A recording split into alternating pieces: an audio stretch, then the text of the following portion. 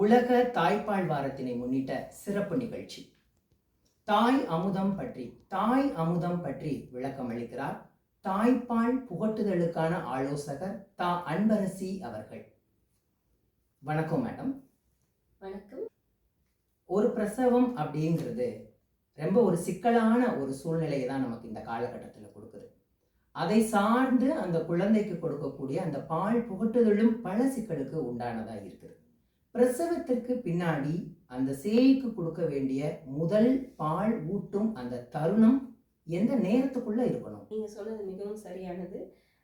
பிரசவமே முதல்ல ரொம்ப தாய்க்கு ரொம்ப கடினமான நேரம் தான். அதுக்கு பின்னாடி தாய்ப்பால்ன்றது அவங்களுக்கு கூடுதலான ஒரு கடினமான நேரத்தை அது கொடுக்குது. பிரசவத்துக்கு பின்னாடி வர முதல் தாய்ப்பாலை நம்ம சீம்பால் இல்லைன்னா கொலஸ்ட்ரல்னு சொல்கிறோம்.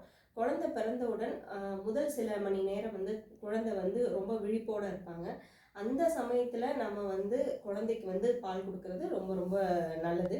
அதாவது நார்மல் டெலிவரியாக இருந்தால் பிறந்த 1 மணி நேரத்துக்குள்ளே பால் கொடுக்கறது ரொம்ப ரொம்ப நல்லது. இதை நாங்கள் ஏர்லி இனிஷியேஷன் அப்படின்னு நாங்கள் சொல்லுவோம். இதே சிசேரியன் அப்படின்னா முன்கூட்டியே எலக்டிவ் சிசேரியன் செக்ஷனாக முன்கூட்டியே மகப்பேறு மருத்துவர்கிட்ட ஆலோசனை பெற்று நோய் தொற்று ஏற்படாமல் பாதுகாப்பாக ஆப்ரேஷன் தியேட்டர்லேயே நம்ம தாய்ப்பால் கொடுக்க ஆரம்பிக்கலாம். இது முடியாத பட்சத்தில் 1 மணி நேரத்துலேருந்து 4 மணி நேரத்துக்குள்ளே நம்ம தாய்ப்பால் கொடுக்கறது ரொம்ப ரொம்ப நல்லது.